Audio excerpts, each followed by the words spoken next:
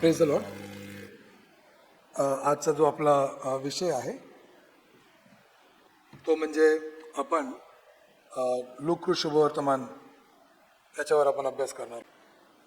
तर प्रभू येशू ख्रिस्ताचे शुभवर्तमान लूक अनुसार असं आपण या पुस्तकाला नाव दिलं पाहिजे. जसं आपण मत्त्याचा अभ्यास केला होता आणि मार्कचा अभ्यास केला होता, त्याचप्रमाणे जे लूक शुभवर्तमान आहे तो प्रभू येशू ख्रिस्ताचे शुभवर्तमान आहे हे लक्षात ठेवून या पुस्तकाच्या अभ्यासामध्ये आपण प्रवेश करूया.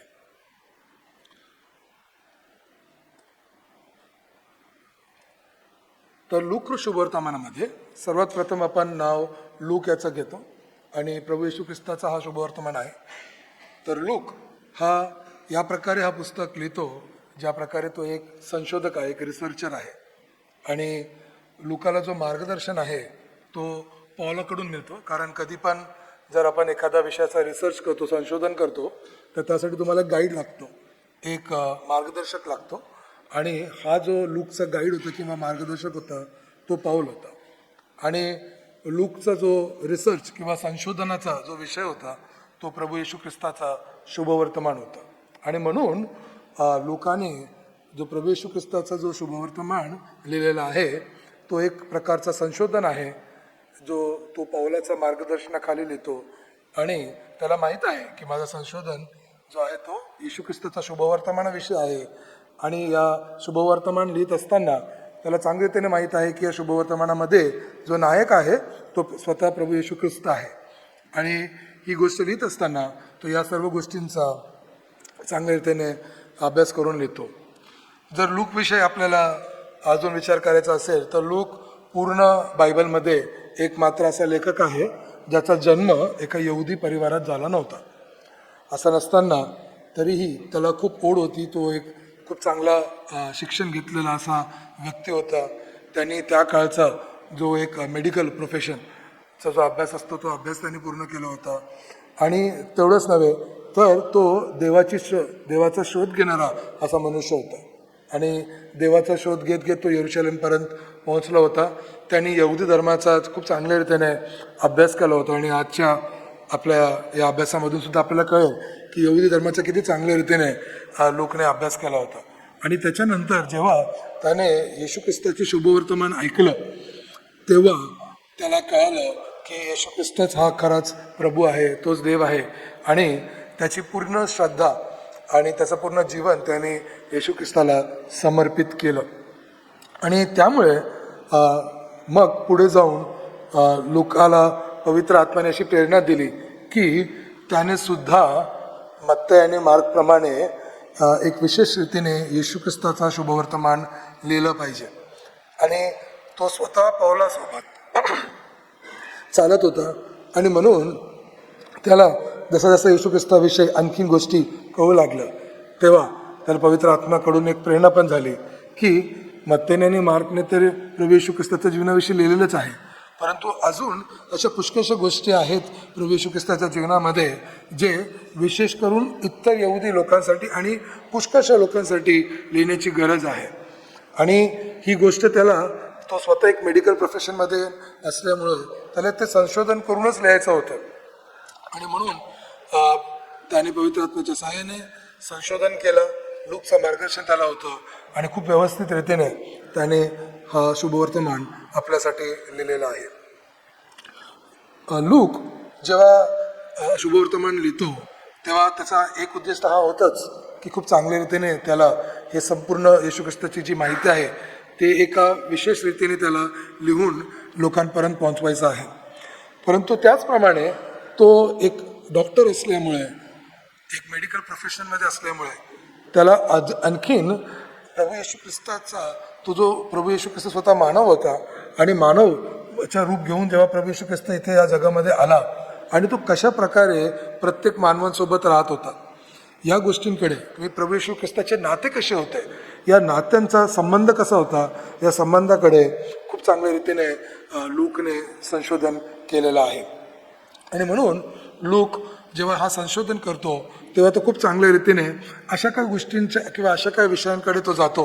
आणि त्या विषयांकडे आपण आज चर्चा करणार आहोत की ते विषय मत्तेने आणि मार्कने पूर्ण रीतीने त्या विषयांकडे लक्ष दिलेलं नाही आहे. कारण मत्ते आणि मार्क जेव्हा त्यांनी शुभवर्तमान लिहिला तेव्हा त्यांचा उद्देश वेगळा होता, परंतु लूकने हा उद्देश असा केला की येशू ख्रिस्ताचा जो संबंध प्रत्येक व्यक्तीशी कसा आहे, वेगवेगळ्या व्यक्तींशी तो संबंध प्रस्थापित कसा करतो आणि त्या संबंधाद्वारे शुभवर्तमानाचा प्रचार कशा प्रकारे करतो, इथे त्याचं लक्ष होतं. आणि म्हणून लूकने आपला हा संशोधन करून शुभवर्तमान लिहिलेला आहे.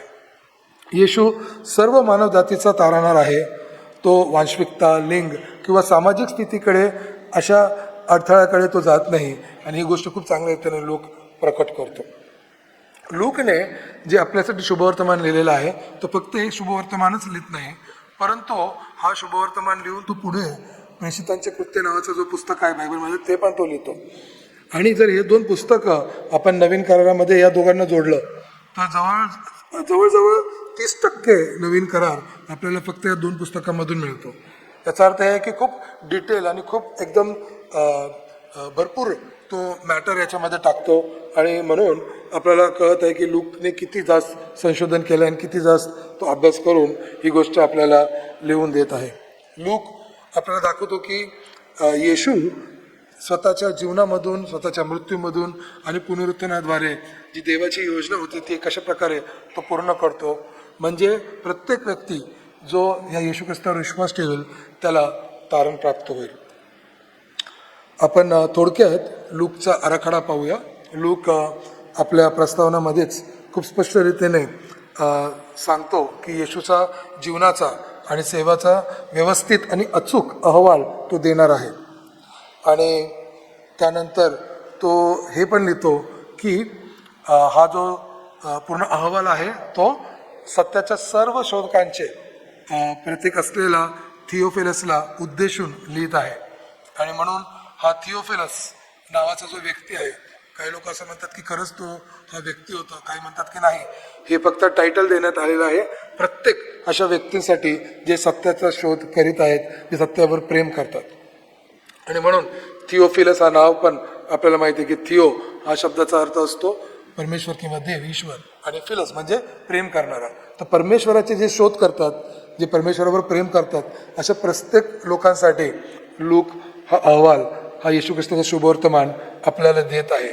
आणि पहिल्या 4 वचनामध्ये तो खूप स्पष्टपणे सांगतो की तो हा जो अहवाल देणार आहे येशू ख्रिस्ताला या प्रकारे तो प्रस्तुत करणार आहे की मानव जातीमध्ये प्रत्येक मनुष्य याला तारण प्रभू येशूद्वारे मिळण्यासाठी संधी आहे आणि या संधीचा लाभ घेण्यासाठी हा शुभवर्तमान तो लिहितो. पुढे तो येशू ख्रिस्ताच्या जन्माविषयी, त्याच्या बालपणाविषयी लिहितो आणि पहिल्या अध्याय आणि दुसऱ्या अध्यायामध्ये या सर्व प्रकारच्या गोष्टी तो लिहितो. यामध्ये खूप महत्त्वाच्या अशा गोष्टी आहेत, म्हणजे जकार्या आणि मरियेला झालेली घोषणा, जे स्वर्गामधून घोषणा त्याला होते आणि या घोषणेमधून येशू सर्वांसाठी तारणहार म्हणून या पृथ्वीवर येणार आहे हे स्पष्ट या घोषणेद्वारे होतं. आणि त्याचप्रमाणे त्याच्यानंतर आपण पाहतो की जो येशूचा जन्म आहे तो सर्व लोकांसाठी आनंदाची बातमी आहे. हे लूक याचा दुसरा अध्याय आणि 10व्या वचनामध्ये आपला स्पष्ट रीतीने होतो. आणि म्हणूनच या वचनामुळेच आपण पाहतो की आपण येशू ख्रिस्ताचा जन्माचा साजरीकरण करतो. येशू ख्रिस्ताच्या जन्माचा साजरीकरण आपण याच्यासाठी करतो कारण ती जी वार्ता होती ही काय होती, आनंदाची वार्ता होती. आणि लूक ही गोष्ट संशोधन करून आपल्याला प्रस्तुत करतो. आणि लूकाच्या या संशोधनामुळेच आपण ख्रिस्ताच्या जन्माचा साजरीकरण करतो. नाहीतर जर लूकाने हे संशोधन केलं नसतं तर बहुतेक आपण लोकांनी इतर जसे लोक जयंतीचं साजरीकरण करतात आपण पण त्या प्रकारे जयंतीच साजरीकरण केलं असतं. एक महान पुरुष येऊन गेलं होतं ज्याची आपण जयंती साजरी करू, परंतु असं झालेलं नाही आहे. इथे लूक स्पष्ट रीतीने सांगतो की आकाशावरून जो देवदूत येऊन आणि देवदूत येऊन जे घोषणा करतात त्या घोषणेमध्ये हे सांगण्यात आलेलं आहे की ही आनंदाची बातमी आहे की येशू ख्रिस्ताचा जन्म झालेला आहे. आणि म्हणून त्या आनंदामध्ये जो स्वर्गामध्ये झालेला आहे आणि पृथ्वीवर झालेला आहे त्या आनंदामध्ये आपण सुद्धा सामील होण्यासाठी आपण ख्रिस्ताच्या जन्माचा साजरीकरण करतो. आणि ख्रिस्ताच्या जन्माच्या साजरीकरणाचा उद्देश आपलं तेच असलं पाहिजे हे लूकाच्या शुभवर्तनामधून आपल्याला खूप चांगल्या रीतीने स्पष्ट होतो. आणि म्हणून लूकाचं शुभवर्तमान आपल्यासाठी खूप महत्त्वाचं आहे. त्याचप्रमाणे आपण हे पण पाहतो की या येशूच्या जन्माच्या वेळेस तो इतर लोकांना सुद्धा समावेश करून घेतो. जसं मेंढपाळांचा समावेश लोकांनी आपल्याला सांगितलेला आहे. शिमोनाची भविष्यवाणी इथे सांगण्यात आलेली आहे. आणि कशा प्रकारे येशू परराष्ट्रासाठी सुद्धा प्रकाश म्हणून असणार आहे ही गोष्ट या सर्व घोषणांद्वारे स्पष्ट होतो. आणि येशूच्या जन्माच्या वेळेस या गोष्टी स्पष्ट होतात आणि याचं महत्त्व लोकांनी आपल्याला खूप चांगल्याने स्पष्टीकरण करून दिलेलं आहे. पुढे लूक आपल्याला येशूची सेवा करायची जी तयारी आहे याविषयी आपल्याला खूप एकदम डिटेल रीतीने तो सांगतो. इथे योहान जो बाप्तिस्मा करणार आहे तो बाप्तिस्मा कशा प्रकारे देतो, योहानाचे बाप्तिस्मा ते पश्चातापाचे आव्हान लोकांना कसं करत आहे याविषयी तो आपल्याला डिटेल देतो, जे मत्ती आणि मार्ककडून सुद्धा आपल्याला मिळतं.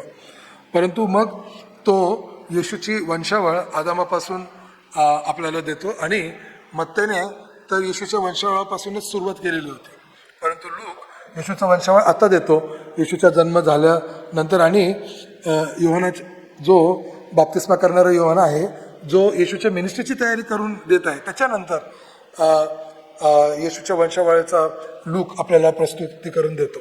आणि हे याच्यासाठी की येशू हा मानव तर आहेच, परंतु येशू एका विशेष वंशामधून आलेला आहे आणि येशूच्या वंशांमध्ये स्त्रियांचा सुद्धा उल्लेख झालेला आहे. आणि या स्त्रियांचा उल्लेख लूक पण करतो की महत्त्वाचे काही स्त्रिया होत्या पवित्र शास्त्रामधून ज्यांना बहुतेक त्यांचं महत्त्व जुन्या करारामधून इतकं जास्त चांगल्या रीतीने उद्देशून बाहेर येत नाही, परंतु लूक त्यांचं महत्त्व आपल्या वंशवळामध्ये सुद्धा खूप चांगल्या रीतीने आपल्याला प्रस्तुत करतो. आणि लूक येशूला जे सैतानाने मोह पाडण्याचा जो प्रयत्न पण केला होता तिथे पण तो खूप चांगल्या रीतीने त्या गोष्टींचा आपल्याला प्रस्तावना देतो. त्यानंतर थोडक्यात येशूची गालिलमध्ये झालेली जी सेवा होती त्याकडे लूक प्रस्तुतीकरण देतो. मार्क सगळ्यात जास्त येशूची जी सेवा गालिल प्रांतात होती त्याविषयी मार्क सगळ्यात जास्त सांगतो आपल्याला, परंतु लूक जो आहे तो इतक्या जास्त रीतीने त्याचा फोकस गालिलमध्ये झालेल्या येशूची सेवाकडे एवढा जास्त फोकस नाही आहे त्याच्या पूर्ण शुभवर्तमानामध्ये, कारण अगोदरच ते मत्तीने आणि मार्कने त्याविषयी खूप चांगल्या रीतीने सांगितलेलं आहे.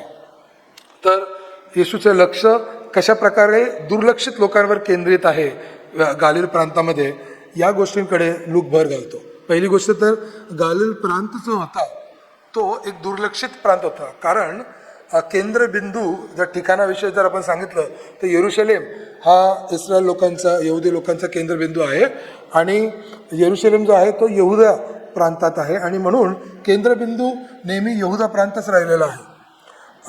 असं असताना सुद्धा लूक आपल्याला असं प्रस्तुत करतो की गालिल प्रांत हा दुर्लक्षित प्रांत आहे, परंतु येशू आपल्या मिनिस्ट्रीची सेवा करायची सुरुवात गालिल प्रांतातून दुर्लक्षित प्रांतातून करतो. आणि एवढंच नव्हे तर त्या दुर्लक्षित प्रांतात असणाऱ्या दुर्लक्षित जे लोक आहेत त्या लोकांकडे तो काय करतो, आपला सेवा कार्य सुरू करतो. आणि हा जो विशेष दृष्टिकोन आहे तो लूक आपल्याला प्रस्तुत करत आहे. जे मी सांगितलं की अगोदर मत्ती आणि मार्कमध्ये दुर्लक्षित लोकांकडे येशू कशा प्रकारे जात आहे तो पूर्ण रीतीने मत्ती आणि मार्क प्रस्तुत करत नाही, परंतु लूक या गोष्टींचं प्रस्तुतीकरण करतो. आणि मग हेच करत असताना कसं तो लोकांना वेगवेगळ्या आजारामधून बरे करतो, त्यांना शिकवतो आणि मग येशू त्यांना कसं दृष्टांतातून शिकवतो आणि येशूच्या चमत्काराद्वारे कसं येशू सर्वांसाठी जो शुभवर्तमान आहे हे ओपन इन्व्हिटेशन आहे, सर्वांना आमंत्रण आहे या शुभवर्तमानासाठी आणि सगळेजण येऊन येशूकडून ते शिक्षण घेऊ शकतात, हे आपल्याला लूकच्या शुभवर्तमानातून खूप चांगल्या रीतीने स्पष्ट होतं. लूकमध्ये असणारा सर्वात महत्त्वाचा भाग आणि सर्वात मोठा भाग जो आहे तो हा भाग आहे 9व्या अध्यायाचा 51 वचनापासून तर 19 अध्यायाच्या 27 वचनापर्यंत, की येशूचा येरुशलेमकडचा प्रवास. आणि हा जो प्रवास आहे या प्रवासामधून लूकाने सर्वात जास्त या प्रवासावर लूकाने सर्वात जास्त भर घातलेला आहे. लूक गालिल प्रांतात पण जास्त भर घालत नाही आणि लूक येरुशलेम प्रांतात पण जास्त भर घालत नाही, परंतु लूकाचा सर्वात जास्त भर आहे येशूचा येरुशलेमकडे जाण्याचा प्रवास. आणि हा प्रवास जो येशूचा होता तो येशूचा जो ध्येय आहे या पृथ्वीवर येण्याचा जो लूक गालिल प्रांतातच स्पष्ट करतो. जेव्हा येशू नाझरेतमध्ये होता तर लूक याचा 4 अध्यायामध्ये 18 आणि 19 वचनामध्ये येशूला संधी मिळते की तो सभास्थानामध्ये उभा राहून बायबल वाचणार आहे आणि तिकडे त्याला यशाचा जो भाग होता ते वाचण्याची त्याला संधी मिळते आणि प्रभू येशू ख्रिस्त तो वाचतो आणि तिथे तो आपला उद्देश स्पष्ट करतो. आणि ते वाचत असताना प्रभू येशू तो आपला या पृथ्वीवर येण्याचा जो उद्देश आहे तो स्पष्टीकरण देत आहे. हे लुकानेच खूप चांगल्या रीतीने स्पष्ट केलेलं आहे. आणि हे जे प्रभू येशूचं ध्येय आहे हे त्याचा प्रवास जो यरूशलेमकडे जाताना आहे तो एक फक्त प्रवास आहे, परंतु या प्रवासामध्ये येशू ख्रिस्त भरपूरशा गोष्टी करतो आणि त्या गोष्टींकडे लुकाने खूप चांगल्या रीतीने संशोधन करून आपल्याला त्या गोष्टींविषयी सगळ्या महत्त्वाच्या जानकारी दिलेली आहे. तर येशूचं लक्ष कशा प्रकारे या प्रवासामध्ये सुद्धा दुर्लक्षित जे लोक आहेत त्याच्यावर केंद्रित आहे. शंभरुनी लोकांवर, जकातदार लोकांवर, पापी जे आहेत त्यांच्यावर येशू आपलं पूर्ण केंद्रबिंदू ठेवतो असा लूक आपल्याला प्रस्तुत करतो. आणि हेच करत असताना येशू जो शिक्षण देतो दृष्टांताद्वारे ते कृपेचे दृष्टांताविषयी सुद्धा सांगतो. आणि विशेष करून लूक याचा 15व्या अध्यायामध्ये हरवलेली मेंढी, हरवलेले नाणे आणि उदाळ्या पुत्राविषयी येशू ख्रिस्त सांगते. आणि या सर्व गोष्टींद्वारे येशू ख्रिस्त स्पष्ट करतो की जे हरवलेलं आहे त्यांना शोधावयास येशू ख्रिस्त या पृथ्वीवर आलेला होता. आणि त्याचं एक खूप चांगलं उदाहरण म्हणून 19व्या अध्यायामध्ये जक्क्याविषयी सुद्धा येशू ख्रिस्त आपल्याला जक्क्याची गोष्ट जे लुकाने प्रस्तुत केलेली आहे फक्त त्या विषयामधून सुद्धा आपल्याला ती जानकारी भेटते की तारण येशू ख्रिस्ताद्वारे एका जक्कादाराकडे येतं आणि याच्यावरून आपल्याला कळतं की येशूचा जो ध्येय आहे तो हरवलेल्या शोधाव्यास तो आलेला आहे हे आहे. आणि मग येशू ख्रिस्त यरूशलेममध्ये आल्यावर त्याचे जे यरूशलेममधील शिकवणी आहेत याविषयी सुद्धा आपण लूक शुभवर्तमानातून पाहतो, जिथे येशूचा विजय प्रवेश आहे. आणि मग देवाच्या राज्यावरील भरपूर शिकवणी तो देतो आणि न्याय, दया व सर्व लोकांना देवाच्या राज्यामध्ये समावेश करण्यावर तो भर देतो. शेवटी येशूचा मृत्यू आणि पुनरुत्थान याविषयी काय अध्याय आहेत. आणि मग या अध्यायामधून सुद्धा येशू आपल्याला दाखवतो की कसे पुरुष, स्त्रिया व शिष्य या सर्वांना येशू ख्रिस्त प्रकट करतो पुनरुत्थान झाल्यावर आणि मृत्यूवर त्याचा विजय सिद्ध करतो. आणि यानंतर तो एक महान आज्ञासुद्धा देतो. तर लूकचा थोडक्यात आराखडा पाहिल्यावर आपण आता डिटेलमध्ये लूकमधून 7 प्रमुख विषयांकडे लक्ष आपलं केंद्रित करणार आहोत, जे लूकनेच त्या विषयांवर भर दिलेला आहे. असं जेव्हा मी याच्यासाठी अभ्यास करीत होतो मला कमीत कमी 20 तरी असे विषय लूकमधून भेटलेले आहे जे प्रमुख आहे. लूकने या प्रकारे हा शुभवर्तमान लिहिलेला आहे की तो एक प्रमुख मुद्दा आणतो आणि मग त्या प्रमुख मुद्द्यांमध्ये भरपूरसे आणखीन मुद्दे असतात. तर आपण त्या 7 प्रमुख मुद्द्यांकडे पाहणार आहोत. 20 होते परंतु आपण 7 प्रमुख मुद्द्यांकडे पाहणार आहोत. आणि या मुद्द्यांच्या आतमध्ये आणखीन आपण भरपूरसे असं काहीतरी चर्चा करणार आहोत. ते सर्व जे मुद्दे आहेत सर्व मुद्दे आपल्याला चर्चा करणे शक्य नाही आहे कारण लूकचं शुभवर्तमान खूप जास्त मोठं आहे.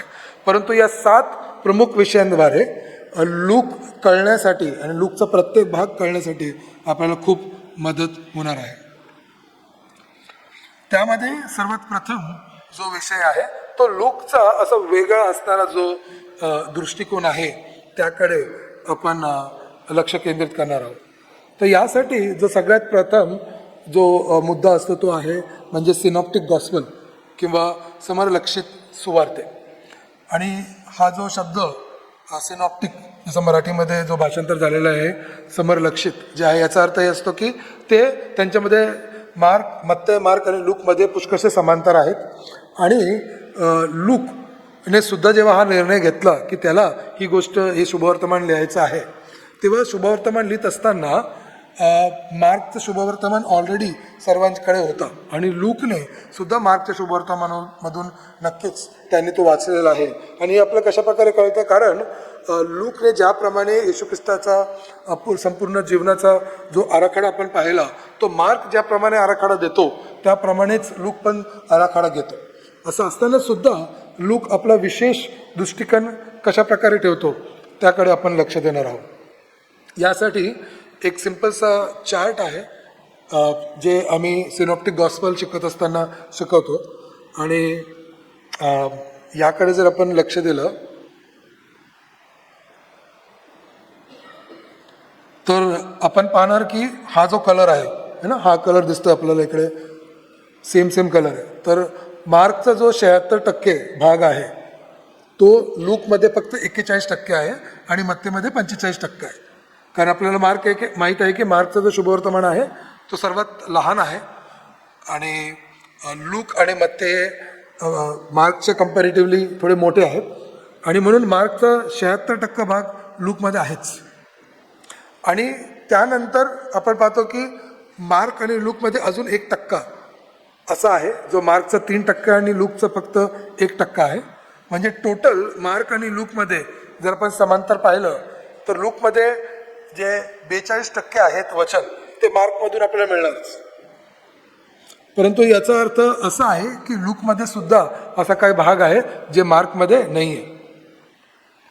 परंतु मत्ते आणि लूकमध्ये सुद्धा आपल्याला पाहतो की लूकचं 23% आणि मत्तेचं 25% हे सुद्धा सारखे आहेत. मग आपण पाहिलं तर लूकमध्ये 35% असा भाग आहे जो पूर्ण वेगळा आहे. आणि म्हणून आपण आज या 35%कडे जास्त लक्ष देणार आहोत. कारण मत्ते आणि मार्कचा जेव्हा आपण अभ्यास केला तर त्यामध्ये बाकीचे जे आहेत 65% जे लूकमध्ये ऑलरेडी आहेत त्याचा आपण कव्हर ऑलरेडी केलेला आहे. परंतु मग लूक कशा प्रकारे एक वेगळा भर देत आहे आणि त्यासाठीच लूकने हा शुभवर्तमान लिहिलेला आहे. लक्षात ठेवा, लूकने फक्त एक्स्ट्रा नोट्स केलेले नाही आहेत. काही लोकांना असं वाटतं की जर एक शुभवर्तमान आहे तर बाकी लोकांनी फक्त एक्स्ट्रा नोट्स त्याच्यामध्ये टाकलं पाहिजे आणि आपल्याकडे, कारण येशू ख्रिस्ताचं शुभवर्तमान जो एक आहे तर एकच पुस्तक असलं पाहिजे. परंतु या प्रकारे शुभवर्तमान लिहिण्यात आलेले नाही आहेत. आपल्याकडे 4 वेगळे शुभवर्तमान आहे एकाच व्यक्तीविषयी, येशू ख्रिस्ताविषयी, आणि 4ही शुभवर्तमान जे आहेत त्याचा आपला वेगवेगळे भर आहेत. आणि तो भर देत असताना काही गोष्टी या 4ही शुभवर्तमानामध्ये सारख्या असणारच आहेत, कारण त्यांना वगळता येतच नाही. आणि त्यामुळे जेव्हा लूकने सुद्धा संशोधन करून या सर्व गोष्टी लिहिल्या तेव्हा अशा भरपूरशा गोष्टी होत्या ज्या मार्कसोबत त्याचे समांतर आहेत आणि मत्तेसोबत सुद्धा त्याचे समांतर आहेत. परंतु 35% आपण लूकमध्ये पाहतो की ते पूर्ण वेगळं आहेत आणि 35% खूप मोठं आहे. कारण या 35%मध्ये भरपूरसे वचन येतात आणि त्या भरामुळे आपल्याला भरपूर गोष्ट येशू ख्रिस्ताच्या जीवनाविषयी आणि येशू ख्रिस्तांनी कशा प्रकारे सेवा केली विशेष करून त्याकडे आपल्याला त्या गोष्टी कळतात.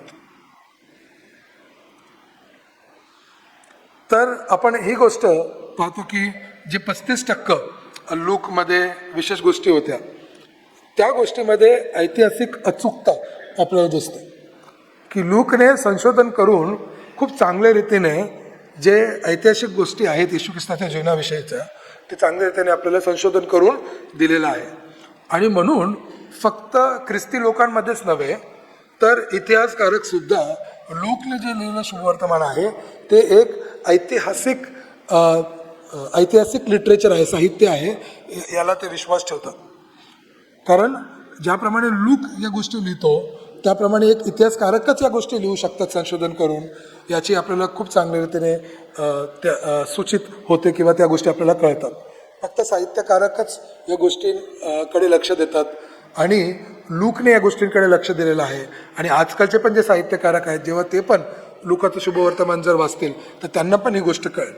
आणि म्हणून ज्यांना पण साहित्यामध्ये खूप इंटरेस्ट असेल आणि त्यांना जर आपल्याला 4ही शुभवर्तमानामधून एखादं शुभवर्तमान द्यायचा जर इच्छा असेल तर लूकचं शुभवर्तमान साहित्यकारांना देण्यासाठी खूप चांगली गोष्ट आहे.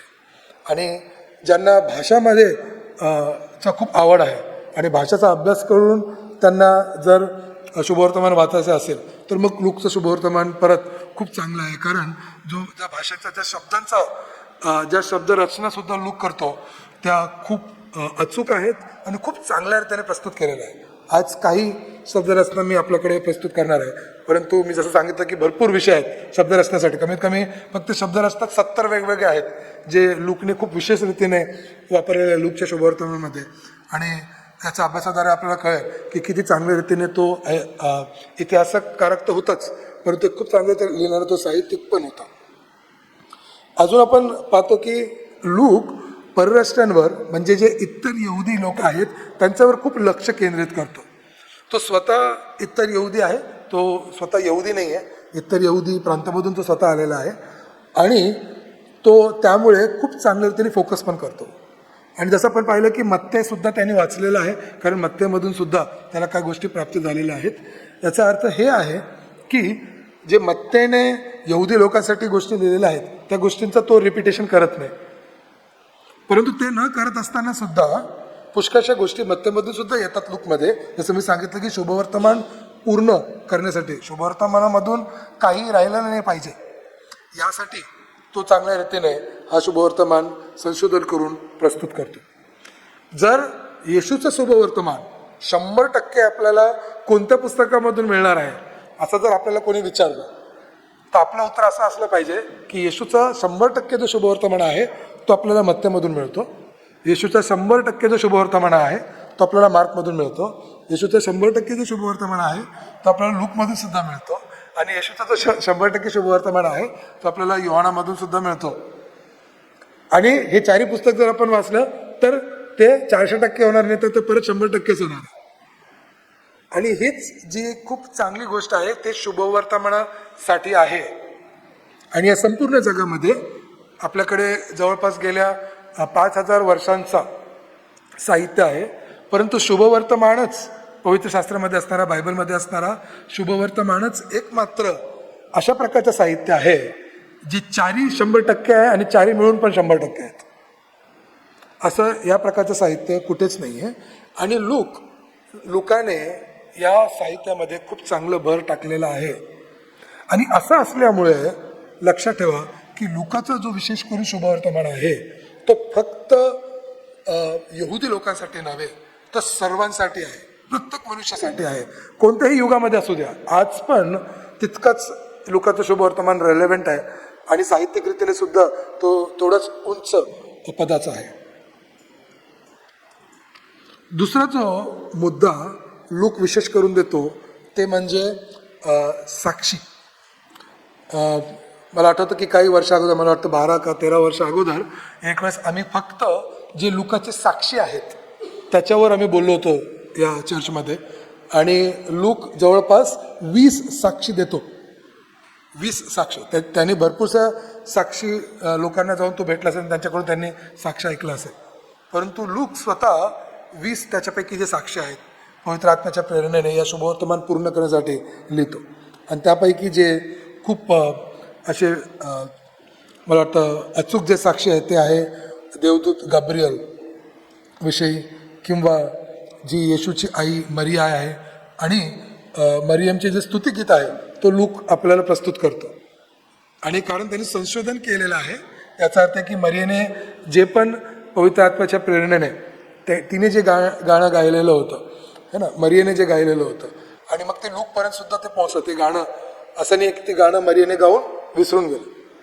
मला माहिती आहे की पुष्कळ वेळेस आपण पण काही ना काही गाणे गायचा प्रयत्न करत असू, जे करत असतील तर, आणि लिहायचा प्रयत्न करत असू, आणि जर मनामध्ये ते विचार केला आपण आणि नंतर ते लिहिलं नाही तर आपण ते विसरून जाऊ. परंतु मरियेने जे स्तुतीचं गीत गायलेलं होतं पवित्र आत्म्याच्या प्रेरणेने भरून, पवित्र आत्म्याने भरून तिने ते स्तुतिगीत गायलेलं होतं, त्या स्तुतिगीताविषयी है ना लूक आपल्याला संशोधन करून ते आपल्यापर्यंत आणत आहे.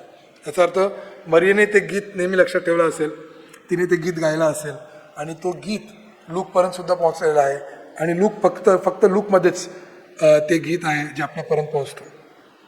त्याचप्रमाणे बाप्तिस्मा करणारा योहान याची सुद्धा जी भविष्यवाणी आहे ती खूप स्पष्ट रीतीने आपल्यापर्यंत लूक पोहोचवतो.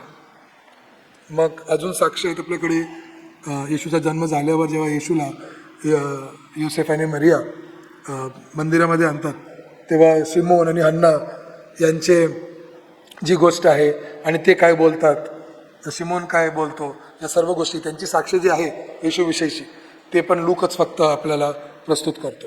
आणि त्याचप्रमाणे योहान बाप्तिस्मा करणाऱ्याचा सुद्धा जो साक्ष आहे येशूविषयीचा तो खूप अचूक रीतीने लूक आपल्याला प्रस्तुत करतो. तर 20 पैकी हे काही महत्त्वाचे साक्ष आहेत. मग याचप्रमाणे लूकमधील काही अनोखे शिक्षण सुद्धा आहे आणि त्या अनोख्या शिक्षणापैकी जे खूप महत्त्वाचं शिक्षण हे आहे की येशू सर्वांसाठी तारणार आहे. तर येशू फक्त यहुदी लोकांसाठीच तारणार नाही आहे किंवा आजच्या काळामध्ये येशू फक्त ज्यांचा जन्म ख्रिस्ती घरामध्ये किंवा ख्रिस्ती आईवडिलांच्या घरामध्ये ज्यांचा जन्म झालेला आहे, येशू फक्त त्यांच्यासाठीच तारणार नाही आहे, तर येशू प्रत्येकासाठी तारणार आहे. जरी तुम्ही यहुदी नसाल, जरी तुमचा जन्म ख्रिस्ती घरामध्ये झाला नसेल, जरी तुम्ही काही करत असाल, तरीही जर तुम्ही येशू ख्रिस्ताचा जो शुभवर्तमान आहे त्याचा जर तुम्ही स्वीकार करता, त्याच्यावर विश्वास ठेवता, तर येशूद्वारे तुम्हाला सर्वांना तारण प्राप्त होतो. ही गोष्ट खूप चांगल्या रीतीने लूक प्रस्तुत करतो. जवळपास ग्रीकमधून सर्वांसाठी किंवा सर्व किंवा इंग्लिशमध्ये त्याचं ट्रान्सलेशन आहे ऑल, हे शब्द 144 वेळेस लूक आपल्या शुभवर्तमानामध्ये प्रस्तुत करतो. मग लूकच्या शुभवर्तमानामध्ये पवित्र आत्म्याची जी भूमिका आहे हे खूप चांगल्या रीतीने प्रस्तुतीकरण झालेलं आहे. पवित्र आत्म्याविषयी तो कमीत कमी 17 वेळेस उल्लेख करतो आणि येशूच्या जन्माच्या वेळेस भरपूरशा अशा कथा आहेत जिथे पवित्र आत्म्याची भर आहे आणि देवाचं थेट सहभागावर तो तिकडे भर देत आहे पवित्र आत्म्याद्वारे. मग पवित्र आत्म्याद्वारे येशूला मार्गदर्शन होतो, पवित्र आत्मा येशूला सक्षम करतो सेवेसाठी. ही पण गोष्ट लोक खूप चांगल्या रीतीने आपल्याला दाखवतो. आणि मग जे पवित्र आत्म्याचं भौतिकरीतीने प्रकटीकरण झालेलं आहे येशूच्या बाप्तिस्माच्या वेळेस, एक कबूतरसारखा पवित्र आत्मा खाली येतो, हे पण लूकमध्ये आपण पाहतो. आणि मग लूकच्या 3ऱ्या अध्यायामध्ये 21 आणि 22 वचनामध्ये फक्त लूकच ही गोष्ट सांगतो की जेव्हा पवित्र आत्मा येशू ख्रिस्तावर आला तेव्हा येशू प्रार्थना करीत होता. आणि ही गोष्ट खूप महत्त्वाचं आहे जे पुष्कळ वेळेस आपण दुर्लक्षित करीत असो. प्रार्थनेविषयी आपण पुष्कळ वेळेस लोकांना सांगत असो, परंतु येशूवर पवित्र आत्मा आल्यावर येशू प्रार्थना करतो. येशूच्या बाप्तिस्माविषयीची ही गोष्ट आहे की कबुतराच्या रूपाने येतो. आणि 31 आणि 21 3ऱ्या अध्यायाच्या 21 आणि 22 वचनामध्ये लिहिण्यात आलेलं आहे की येशू प्रार्थना करत आहे तिकडे. हे फक्त लूकच सांगत आहे आपल्याला आणि खूप महत्त्वाची गोष्ट आहे. पुष्कळ वेळेस आपण प्रार्थना करतो कारण आपल्याला गरज असते. पुष्कळ वेळेस आपण प्रार्थना करतो कारण आपल्याला गरज असते, परंतु पवित्र आत्म्यामधून आपण प्रार्थना केली पाहिजे. ही गोष्ट लूक येशूच्या जीवनाच्या सुरुवातीलाच, सेवेच्या सुरुवात होण्याच्या अगोदरच लूक हे आपल्याला प्रस्तुत करत आहे आणि खूप महत्त्वाची बाब आपल्याला कळत आहे. त्याचप्रमाणे जितके पण इतर व्यक्तींविषयी लूक आपल्याला सांगत आहे, जसं योहान बाप्तिस्मा करणारा, जकार्या, अलिशिबा, शिमोन, हे सर्वजण पवित्र आत्म्याने भरलेले होते. पवित्र आत्म्याने त्यांना सामर्थ्य प्राप्त झालं होतं. पवित्र आत्म्याच्या द्वारे ते चालत होते आणि पवित्र आत्म्याच्या द्वारे ते प्रचार करत होते. हे खूप स्पष्टीकरण लूक आपल्याला देतो की येशू आत्ताच जन्म झालेला आहे, परंतु पवित्र आत्म्याचं कार्य तरी चालू आहे. तर पवित्र आत्म्याच्या कार्याविषयी पुष्कळ लोकांना वाटतं की लोक काय करतात की युगांचा 3 भागामध्ये ते भाग करतात की पहिला युग ते म्हणतात देव जो पिताचा आहे, दुसरं युग देव जो पुत्राचा आहे आणि मग तिसरं युग देव जो पवित्र आत्म्याचा आहे. आणि काही विषयांसाठी ते बरोबर पण असेल, परंतु आपण जर सर्व किंवा ओव्हरऑल जर आपण पाहिलं तर पवित्र आत्मा पहिल्यापासून आतापर्यंत सुद्धा आणि पुढे पण राहणार आहे. आणि पवित्र आत्म्याचं जे कार्य आहे त्याच्यावर भर देणारा लूकाचाच एक मात्र शुभवर्तमान आहे की तो कसं जकार्यामध्ये किंवा शिमोनामध्ये पवित्र आत्म्याच्या प्रेरणेने हे सर्व लोक करत होते आपलं कार्य, त्याच्यावर भर फक्त लूकाचं शुभवर्तमान आपल्याला देतो. आणि त्याचप्रमाणे लूकाचा 12वा अध्याय आणि 12व्या वचनामधून सुद्धा आपल्याला कळतं की जो पण येशू ख्रिस्त पण शिकवत होता सर्व गोष्टी, आणि त्यांच्या ध्यानामध्ये तो आणत होता. त्या ध्यानामध्ये येण्यासाठी सुद्धा पवित्र आत्म्याची प्रेरणा होती. लूक आपला आणखीन एक भर विशेष करून असा देतो की येशूची जी करुणा होती ती बहिष्कृत करणारे जे लोक होते त्यांच्यावर होते. आणि म्हणून आपण पाहतो की आजारी लोकांना येशू बरं करतो, कुष्ठरोगी लोकांना येशू बरं करतो, आंधळा भिकारी बारतामिया त्याला बरं करतो. मग विशेष करून नाईन गावात असणारे जी विधवेचं मुलाला येशू मृत्यूमधून उठवतो, ही गोष्ट फक्त लुकामध्येच नमूद करण्यात आलेली आहे. आणि कशा प्रकारे प्रभू येशू पापी आणि कर वसूल करणाऱ्या जक्कायदारांसोबत संबंध ठेवतो. लेवी आणि जक्काय हे दोन उदाहरण आहेत. कसं तो गरीब आणि नम्र लोकांना देवाच्या राज्याचा प्रचार करतो, आणि चांगल्या शंभरोनीविषयीचा सुद्धा जो विषय आहे, हे सगळं गोष्ट आपण पाहतो की यहुदी समाजाने विशेष करून ज्या लोकांना बहिष्कृत केलं होतं, येशू त्यांच्यासोबत कसा संबंध प्रस्थापित करतो आणि येशूची करुणा या पापी लोकांसाठी, या हरवणाऱ्या लोकांसाठी कशा प्रकारे आहे, हे लूक खूप चांगल्या रीतीने आपल्याला भर घालून शिकवतो. येशूच्या जीवनात जो प्रार्थनेचं महत्त्व आहे, याचा एक मुद्दा मी ऑलरेडी आपल्याला सांगितला आहे की पवित्र आत्मा येशूवर आल्यावर येशूने काय केलंय, प्रार्थना कराय. तिकडे प्रार्थना करत होता येशू. ही गोष्ट फक्त लूकच आपल्याला सांगतो. तर प्रार्थनेविषयी सुद्धा सर्वात जास्त भर लूकच देतो.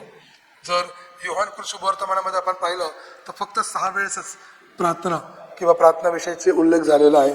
मार्क आपल्या छोट्याशा शुभवर्तमानामधूनच 16 वेळेस प्रार्थनेचा उल्लेख करतो, मत्ते 21 वेळेस करतो, परंतु लूक 32 वेळेस प्रार्थनेचा उल्लेख करतो सर्वात जास्त.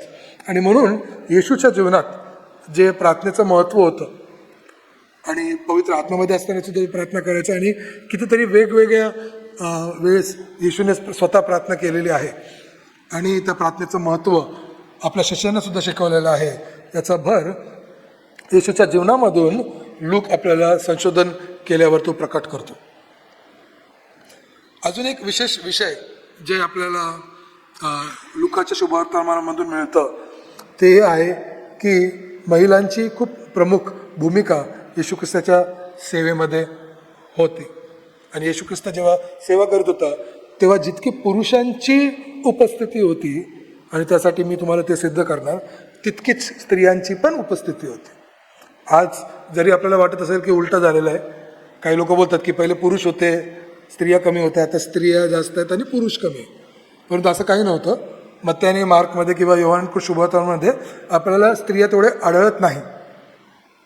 ठीक आहे, याचा अर्थ असा नाही आहे की स्त्रिया येशू ख्रिस्ताच्या सेवेमध्ये त्यांचा हातभार नव्हता, किंवा येशू ख्रिस्त शिकवत असताना स्त्रिया त्या शिक्षणासाठी जात नव्हत्या. जितके पुरुष होत्या तितक्या स्त्रिया पण होत्या.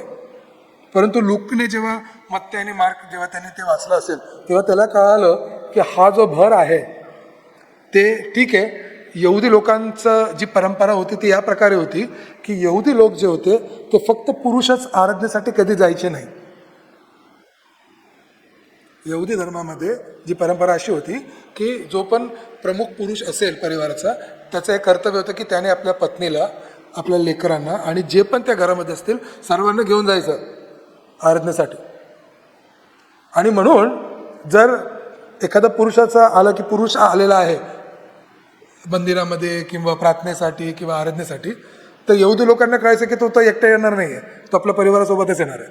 तर त्यांना या गोष्टीची समज होती, सभागृहात फक्त पुरुष एकटा येणार नाही, तर पूर्ण परिवार येणार आहे. आणि या गोष्टीची समज यहुदी लोकांना होते. आणि म्हणून मत्ते जेव्हा या गोष्टी लिहितो तेव्हा यहुदी लोकांना ती गोष्ट आपोआप कळते.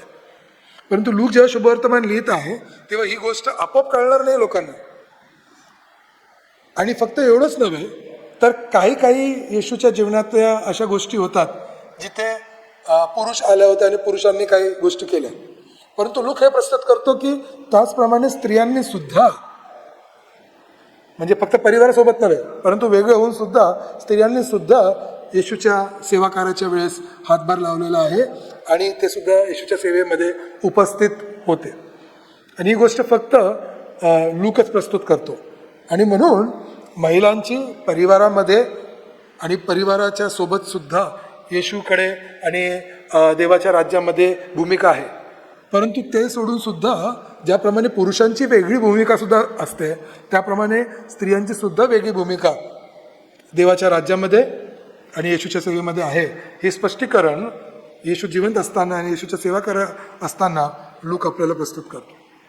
त्यामध्ये खूप महत्त्वाचं वचन म्हणजे लूक याचा 8वा अध्याय पहिले 3 वचन, जिथे खूप स्पष्ट रीतीने असं लिहिण्यात आलेलं आहे की येशू सर्व गावातून व खेड्यामधून उपदेश करीत व देवाच्या राज्यसंबंधीची सुवार्ता सांगत जात होता. आणि 12 प्रेषित त्याच्याबरोबर होते, ज्यांच्यामधून भूते काढली होती व ज्यांना आजारातून बरे केले होते, अशा काही स्त्रियाही त्याच्याबरोबर होत्या. आणि त्यामधून 3 उदाहरण मग पुढच्या वचनामधून देण्यात आलेलं आहे की मरियाचं उदाहरण देण्यात आलेलं आहे. हेरोदाच्या घराचे जे कारभारी खुजा याची पत्नी योहाना, सुजान्ना आणि इतर अनेक स्त्रिया होत्या. आणि या स्त्रिया त्यांच्याकडे जे होते म्हणजे त्यांच्या उत्पन्नातून येशू व त्याच्या शिष्यांना देत असत. ते खूप महत्त्वाचं स्त्रियांची जी भूमिका होती येशूच्या सेवेमध्ये आणि शिक्षण घेण्यासाठी सुद्धा आपण पाहतो की देण्यात आलेलं आहे. त्याचप्रमाणे आपण ऑलरेडी पाहिलेलं आहे की येशूची आई मरिया याविषयी तिने जे गायन जे केलेलं आहे त्याविषयी सांगण्यात आलेलं आहे. आणि स्त्रियांमधून खूप एक मोठं असं स्पीच आहे तिचं किंवा ते जे गायन आहे ते आपण इकडे पाहतो. अन्ना जी एक संदेष्टीने होती तिच्याविषयी सांगण्यात आलेलं आहे. आणि विशेष म्हणजे येशू जेव्हा क्रुसावर होता तेव्हा येशूच्या शिष्यांपैकी फक्त एक शिष्य तिकडे होता. येशूच्या पाठीमागे असणाऱ्या कितीतरी पुरुष होता, त्या सर्व पुरुषांमधून फक्त एकच पुरुष होता. आणि स्त्रिया तिथे होत्या याविषयी स्पष्टीकरण आपल्याला लूकमधून होतं.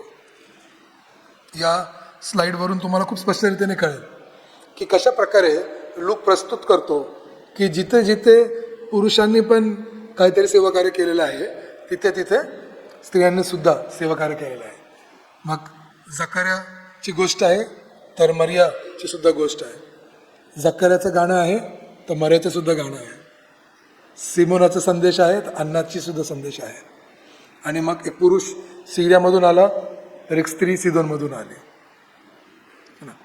मग येशू ख्रिस्ताने एका पुरुषामधून दुष्टात्मा काढला तर आपण पाहतो की स्त्रीमधून सुद्धा एक आजार काढला. मग काही पुरुषांना क्षमा केली, स्त्रियांना सुद्धा क्षमा केली. मग पुरुष येशू ख्रिस्ताचे 12 शिष्य विशेष करून जे होते त्यांच्याविषयी सांगण्यात आलेलं आहे. तर स्त्रियांचं सुद्धा लिस्ट ज्या 8व्या अध्यायाच्या पहिल्या 3 वचनामध्ये आपण वाचले त्याविषयी सुद्धा आहे. मग पुरुषाचा सेवक मृत्यूमधून येशू वाचवतो तर विधवेचा जो मुलगा होता त्याला सुद्धा येशू ख्रिस्त वाचवतो. निनवेचे पुरुष तर दक्षिणेमधून आलेली राणी याविषयी उल्लेख झालेला आहे ना. मग पुरुषाचा दाखला येशू ख्रिस्त देतो तर स्त्रियाद्वारे सुद्धा दाखला येशू ख्रिस्त देतो. पुरुषाला साबाताच्या दिवशी येशू ख्रिस्त बरा करतो, स्त्रीला सुद्धा साबाताच्या दिवशी येशू ख्रिस्त बरा करतो. मग दाखला देत असताना एका मेंढपाळाविषयी सांगण्यात आलेलं आहे, ते एका स्त्रीविषयी सुद्धा सांगण्यात आलेलं आहे. आणि मग शेवटी 17व्या अध्यायामध्ये आपण पाहतो की 2 पुरुषांविषयी सांगण्यात आलेलं आहे येशू ख्रिस्त शिक्षा देत असताना. तर त्याचप्रमाणे 2 स्त्रीविषयी सुद्धा सांगण्यात आले. आणि याप्रमाणे आपल्याला खूप स्पष्ट रीतीने कळतं की येशूच्या जीवनामधून त्या काळामध्ये सुद्धा स्त्रीची भूमिका खूप महत्त्वाची होती. आणि तो जो महत्त्व आहे लूक शुभवर्तमानामधून आपल्याला खूप चांगल्या रीतीने स्पष्ट होतो. अजून एक गोष्ट जे आपण येशूच्या या शुभवर्तमानामधून जे लूकने लिहिलेलं आहे ते आपल्याला कळतं की या शुभवर्तमानामधून विशेष करून जेव्हा मरिया म्हणती लूकाच्या पहिल्या अध्यायाच्या 46 आणि 47 वचनामधून की माझा आत्मा प्रभूची स्तुती करतो, माझा आत्मा माझ्या तारणाऱ्या देवामध्ये आनंद करतो. तर लूक शुभवर्तमानाची जी सुरुवातच आहे ते आनंदाने आणि स्तुतीने होते. आणि मग पहिल्या अध्यायापासून तर शेवटपर्यंत लूक हा जो आनंद आहे येशू ख्रिस्ताच्या शुभवर्तमानामधून आणि त्याच्याद्वारे जी आपण स्तुती केली पाहिजे पवित्र आत्म्याने भरून, ही गोष्टीचं स्पष्टीकरण खूप चांगल्या रीतीने लूकद्वारे आपल्याला मिळतो. तर लूक वारंवार आनंद, स्तुती आणि उत्सवाचा उल्लेख करतो. चौथा जो मुद्दा आहे तो म्हणजे लूकमध्ये असणाऱ्या काही जे अनोखे दृष्टांत आहेत ते. एक वेबसाईट मी तिकडे दिलं होतं. अशा भरपूर वेबसाईट आहेत जिथे आपल्याला येशूचे दृष्टांत कळणार, परंतु या वेबसाईटमधून सुद्धा चांगले दृष्टांत लिस्ट जे आहे ते आपल्याला दिसतं. तर लूकमध्ये जवळपास 24 तरी दृष्टांत आहेत आणि त्यामधून 18 दृष्टांत असे आहेत जे फक्त लूकमध्येच आहेत, की येशूने दृष्टांतामधून जे शिक्षण दिलेलं आहे त्यापैकी 18 दृष्टांत लूकमध्ये जे आहेत ते अनोखे आहेत. आणि त्यामधून समजा चांगल्या शंभरुणी आहे, उधळा पुत्राचा जो आहे, श्रीमंत माणूस आणि लाजर आहे, आणि अशा वेगवेगळ्या गोष्टी आहेत जे फक्त लूकच त्यांचा उल्लेख करतो. आणि या सर्व दृष्टांतामधून जी देवाची कृपा, न्याय आणि जे पण मनुष्य विचार करतात, मनुष्याचे विचार कसे देवापासून वेगळे आहेत, हे या दृष्टांतामधून येशू ख्रिस्त आपल्याला दर्शवतो. क्षमा विषय दर्शवतो, कृपाविषय दर्शवतो, देवाच्या राज्यांविषयी आणि अशा भरपूरशा विषयांविषयी येशू दृष्टांताद्वारे शिक्षण देतो.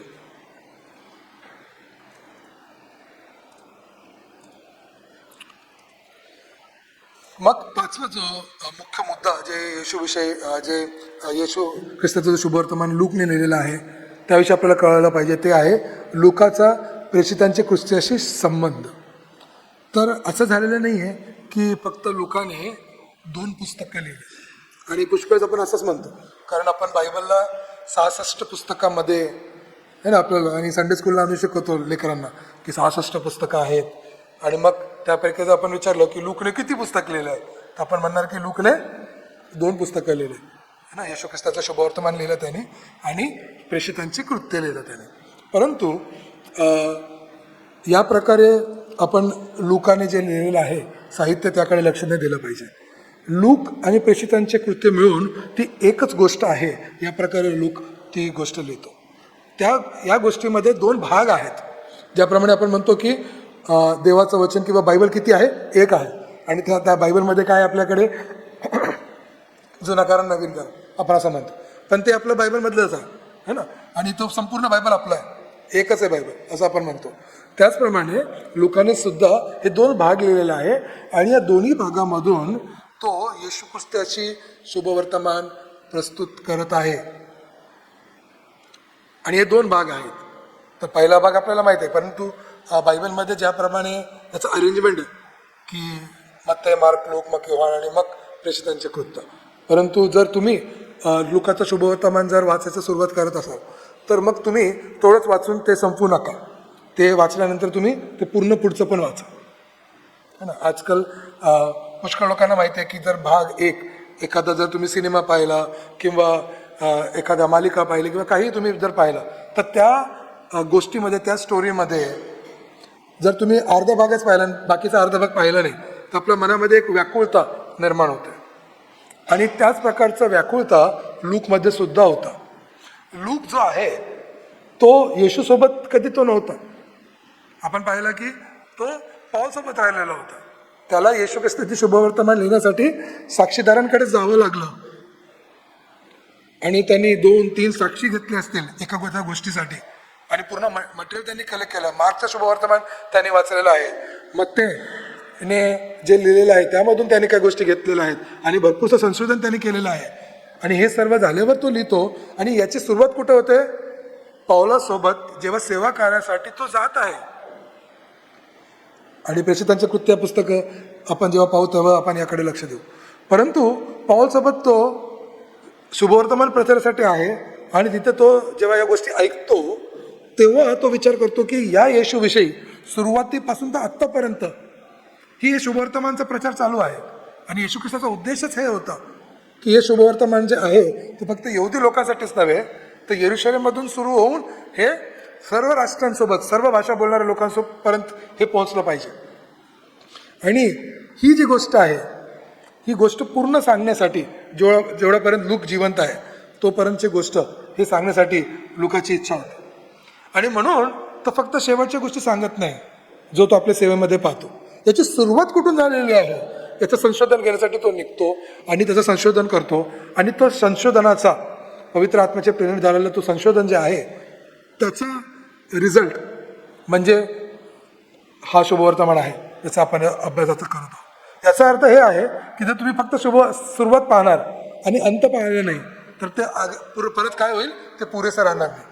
आणि म्हणून हे दोन्ही जे भाग आहेत ते एका पाठोमागे एक आपण वाचलं पाहिजे, एका संगती त्याचा अभ्यास केला पाहिजे अशी गरज आहे.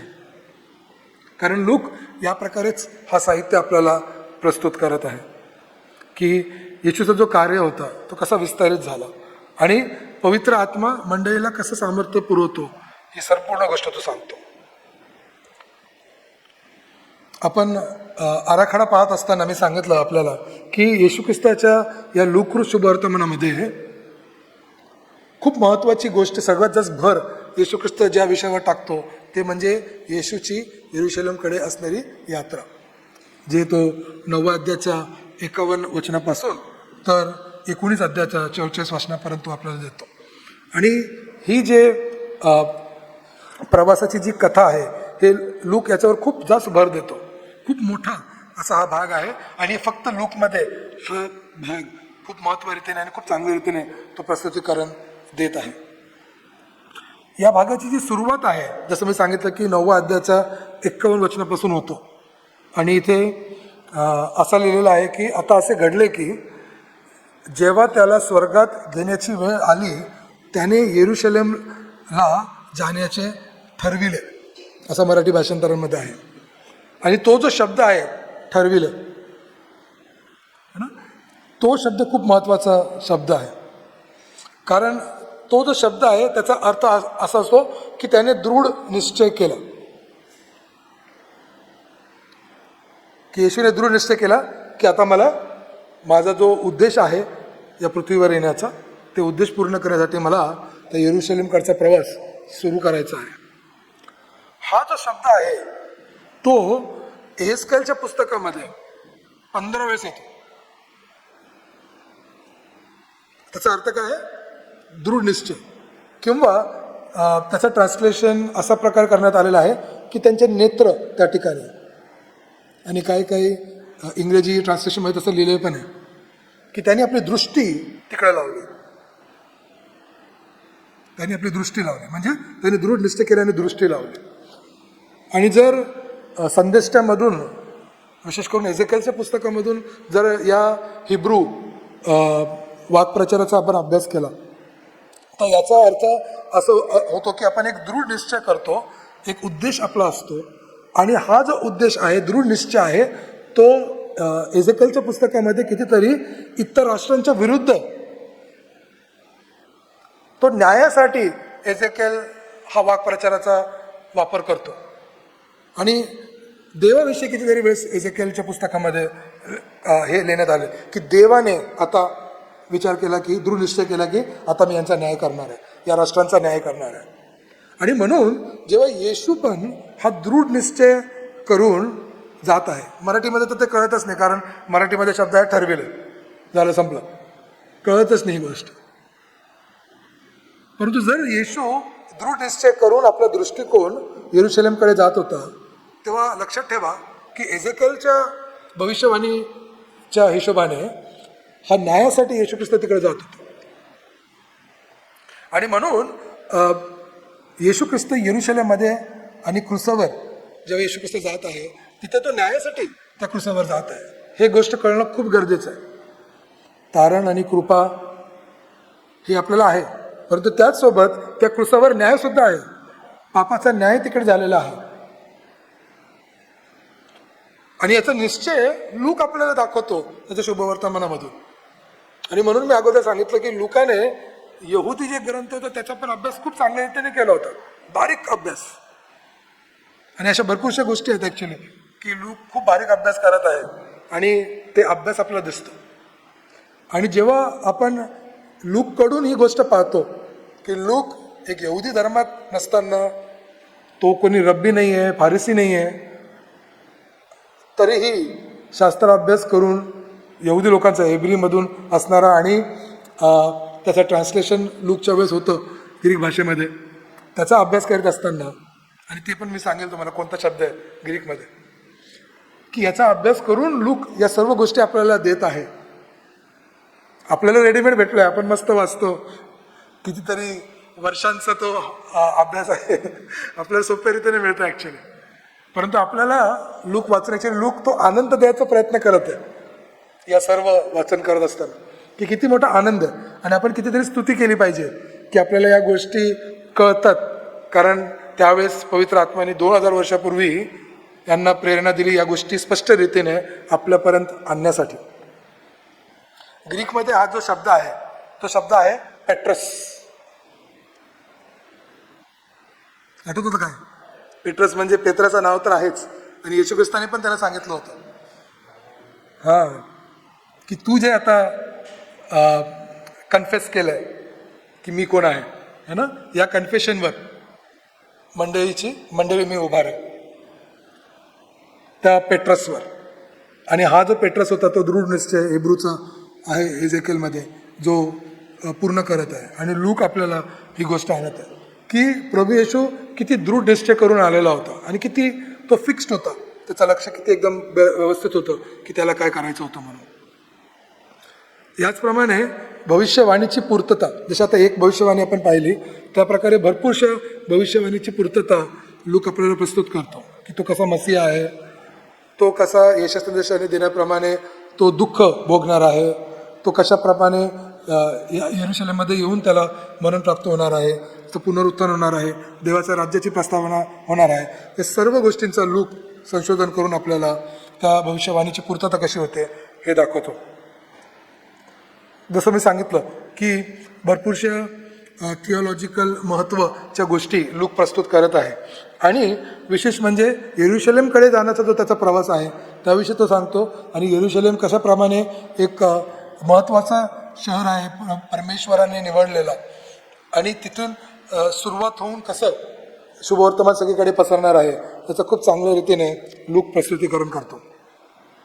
त्याचप्रमाणे भेटी जे येशू ख्रिस्ताचे आहेत, आणि ह्या भेटी ज्या आहेत विशेष करून एका माणसांसोबत, ते भेटी कशा आहेत, सगळ्यात जास्त लूकाच्या शुभवर्तनामधून कसं लूक प्रभू येशू आणि एखाद्या व्यक्ती, एक व्यक्ती संपूर्ण नाही परंतु एक व्यक्तींसोबत कसं देवाने आपलं कार्य पूर्ण केलेलं आहे आणि ख्रिस्तसुद्धा कसं त्यांच्यासोबत संबंध प्रस्थापित करतो याविषयी लूक आपल्याला खूप चांगल्या रीतीने तो देतो.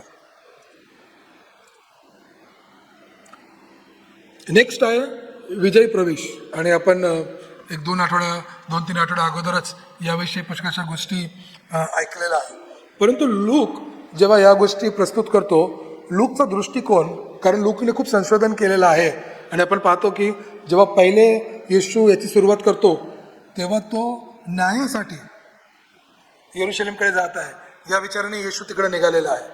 आणि जेव्हा येशू यरूशलेममध्ये प्रवेश पण करतो तेव्हा फक्त लूकच आपल्याला सांगतो की येशूने यरूशलेमकडे पाहिला आणि तो रडला. तर जरी आपण पाहतो की याची सुरुवात या शुभवर्तमानामध्ये संपूर्ण रीतीने आपण काय पाहतो की आनंद आहे आणि स्तुती आहे, आनंद आहे आणि स्तुती आहे, आणि प्रवेशामध्ये सुद्धा आनंद आहे आणि स्तुती आहे.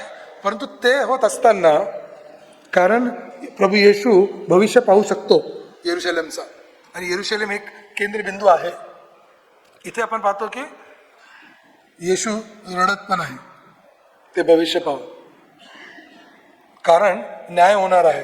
आणि हे जे न्याय होणार आहे याचा विचार नव्हता की येशूला अशी इच्छा नव्हती की या प्रकारे न्याय व्हावं, की यांचा नाश व्हावा, यरूशलेमचा नाश व्हावा, तिथे असणाऱ्या त्या लोकांचा नाश व्हावा. आणि म्हणून जरी आनंद होता तरी तो विजयी प्रवेश होता, येशू दुःखित पण होता. आणि एक प्रकारे तो आपण जे हा शुभवर्तमान वाचत आहे आपल्याला तो एक प्रश्नचिन्ह देतात तिकडे की खरोखरच येशूने तर विजय प्राप्त केला क्रुसावर, परंतु खरोखर ते आपल्यासाठी विजय प्राप्त होती का, हा प्रश्न तो इथून सुरुवात करतो की आपल्यासाठी ते विजय आहे का. कारण जर त्या येशूच्या क्रुसावर जे रक्त येशूने सांडलेलं आहे त्याच्याद्वारे जर आपल्या प्रत्येकांचं तारण होत नाही आहे, आपण पापापासून दूर होत नाही आहे, आपले पाप पुसत नाही आहेत आणि आपला दृष्टिकोन देवाच्या राज्याकडे नाही आहे, तर ह्या आत्ता असलेल्या या पृथ्वीच्या राज्यावरच आहे, तर मग तो कशा प्रकारचा विजय आहे? कारण हीच गोष्ट प्रभू येशू प्रवेश करत असताना पाहत आहे की या यरुशलेमचे पुष्कळचे लोक माझा स्वीकार करणार नाही आहेत, त्यांचा तारण होणार नाही आहे आणि त्याच्यामुळे त्यांनी माझा नाकार केला आणि धिक्कार केला, म्हणून त्यांच्यावर तो न्याय येणार आहे. आणि जरी तारणाचा मार्ग मोकळा झाला याचा आनंद आहे, क्रुसावरचा आनंद आहे, तो मी आनंद तुमच्याकडून काढून घेत नाही, परंतु हा विजय असणारच नाही जर आपल्या जीवनामधून त्याचा ट्रान्सफॉर्मेशन आणि फरक होत नाही. आपलं जीवन जर बदलत नाही तर मग तो विजय नाही आहे. आणि याचा उल्लेख पण फक्त लुकाचा शुभवर्तमानाचा अभ्यास करत असताना आपल्याला होतो. आणि लक्षात ठेवा की हे फक्त यहुदी लोकांसाठी नाही आहे, हे इतर लोकांसाठी लूक विशेष करून लिहित आहे आणि सांगत आहे की जरी येशू स्वतः यहुदी आहे, यहुदी लोकांपासून सुरुवात झालेली आहे, परंतु त्यांचा नाश होत आहे, तर याचा काय आनंद नाही आहे. येशूला आनंद नाही आहे. पुष्कळ वेळेस लहान लेकरांना ही गोष्ट कळत नाही, परंतु जर एखाद्या लहान लेकराला एखाद्या चुकीसाठी आपण दंड दिला तर त्यांना रडू येतो त्या दंडासाठी, आणि त्यांना कळत नाही की हे दंड कशासाठी आहे. आणि त्याचप्रमाणे आपण पाहतो की येशू पण रडला, कारण हा सार्वकालिक मरण लोकांना नाही यावं ही त्याची इच्छा होती. शिष्यत्वाविषयी तो पुष्कळशी गोष्ट आपल्या पुस्तकामधून आपल्याला शिकवतो. शेवटचा जो मुद्दा आहे जो लूक शुभवर्तमानामध्ये आहे तो म्हणजे एमाऊसच्या वाटेवरील घटना. आणि नवीन कराराच्या पुष्कळचा जो अभ्यास आहे, ईश्वरीकरण आहे किंवा थिओलॉजीचा अभ्यास आहे, तो या भागामधून सुद्धा येतो. कारण इथे आपण पाहतो की एमाऊसकडे जेव्हा 2 शिष्य जात होते आणि येशू त्यांना येऊन प्रकट होतो, त्यांना ती गोष्ट कळत नाही, तेव्हा येशू काय करतो, त्यांना पूर्ण जुन्या करारामधून मसीहाविषयी शिकवतो. याचं पण नमूद फक्त लुकाच्या शुभवर्तमानामधून झालेलं आहे.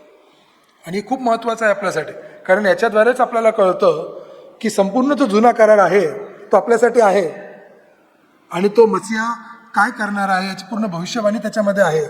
आणि मसीहाने स्वतःला कसं प्रकट केलंय जुन्या करारामधून सुद्धा, आणि मग जुन्या कराराच्या आधारे ते येशू जेव्हा जन्म घेऊन इकडे आला तेव्हा त्यांनी संपूर्ण कार्य कसं पूर्ण केलेलं आहे, या संपूर्ण गोष्टी या भागामधून आपल्याला कळतं. आणि हे खूप चांगलं आपल्याला स्तंभ आहे. जर हा भाग नसता तर पुष्कळ लोकांनी जुन्या कराराला वाचलंच नसतं. आणि पुष्कळचे लोक आज पण हा एमाऊसच्या मार्गी जे येशू ख्रिस्तांनी शिकवलेलं आहे याच्याकडे दुर्लक्ष करतात आणि ते म्हणतात की जुन्या कराराची आम्हाला काय गरज नाही आहे, आम्ही तर येशूचे शिष्य आहोत, आम्ही फक्त येशूचंच शिक्षण घेणार. परंतु हा शास्त्र भाग आपल्याला स्पष्ट करतो की येशूने स्वतः जुन्या करारामधून शिक्षण दिलं आणि म्हणून आपण सुद्धा जसं येशूने आपलं शिक्षण दिलेलं आहे, आपण सुद्धा उत्पत्तीपासून संपूर्ण शास्त्राचा अभ्यास केला पाहिजे. तर मग आपण कसं प्रतिसाद दिला पाहिजे? 3 तरी गोष्ट आपण केलं पाहिजे. पहिली गोष्ट म्हणजे येशूला तारणार म्हणून आपण स्वीकारलं पाहिजे. आणि हे फक्त एक वेळेस नव्हे तर प्रत्येक वेळेस जेव्हा पण आपण येशू या नावाचा विचार करतो किंवा तो नाव घेतो तर येशू खरोखर आमचा तारणार आहे ना. आणि ते क्रुसावर आपलं बलिदान करून येशूने आपल्याला तारण प्राप्त करून दिलेलं आहे, पापापासून मुक्तता दिलेलं आहे, सार्वकालिक जीवन दिलेलं आहे. ही गोष्ट आपल्याला कळणं गरजेचं आहे. त्याचप्रमाणे ख्रिस्ताचं जो प्रेम आहे आणि जे ख्रिस्त ज्याप्रमाणे सहानुभूती दाखवत होता लोकांवर, कंपॅशन दाखवत होता, त्याप्रमाणे आपण आपलं जीवन जगलं पाहिजे ख्रिस्ताच्या प्रेमानुसार आणि ख्रिस्ताच्या सहानुभूतीनुसार. आणि शेवटची गोष्ट जी आपण रिस्पॉन्ड केला पाहिजे लूकच्या शुभवर्तमानामधून ते आहे की जसं लुकाने आपलं शुभवर्तमान इथे संपवलेलं नाही आहे, तो मिशन संपलेलं नाही आहे. त्याचप्रमाणे आपण सुद्धा कार्य पुढे घेऊन जायला पाहिजे. शेवटी लुकाचं जे शुभवर्तमान आहे तो आपल्याला येशूबद्दलच्या दृष्टिकोनाला कसा बदलतो, आणि जर आपला आज तो दृष्टिकोन एखाद्या गोष्टी सुद्धासाठी बदलला असेल तर मी आपल्या सर्वांना आवाहन करेल की आपण लुकाचा अभ्यास अजून करावा, कारण त्याच्यामधून आपल्याला भरपूरशा गोष्टी आपला जो येशू ख्रिस्ताविषयीचा जो दृष्टिकोन आहे ते बदलण्यासाठी आपल्याला मदत करेल. पवित्र आत्म्याची तुमच्या जीवनात काय भूमिका आहे हे कळणं खूप गरजेचं आहे. प्रत्येक गोष्टीमध्ये आपण पाहतो की लोकांनी आपल्याला प्रस्तुत केलेलं आहे की येशूच्या जीवनामध्ये पवित्र आत्म्याची भूमिका खूप जास्त रीतीने होती, आणि म्हणून आपल्या जीवनामध्ये सुद्धा ती आहे का, आणि जर नाही आहे तर याचा शोध करणं खूप गरजेचं आहे. आणि शेवटची गोष्ट ते हे आहे की आज आपण येशूचे कार्य कसे पुढे नेऊ शकतो, ज्याप्रमाणे लूक पण प्रेषितांच्या कृत्याच्याद्वारे आपल्याला स्पष्ट करतो. आणि म्हणून पुढच्या वेळेस जेव्हा आपण पण भेटूया तर आपण या गोष्टीची चर्चा करूया की प्रेषितांच्या कृत्यावर द्वारे कसं लूकने पुढे येशू ख्रिस्ताचं शुभवर्तमान आपल्याला शिकवलं आहे. आमेन.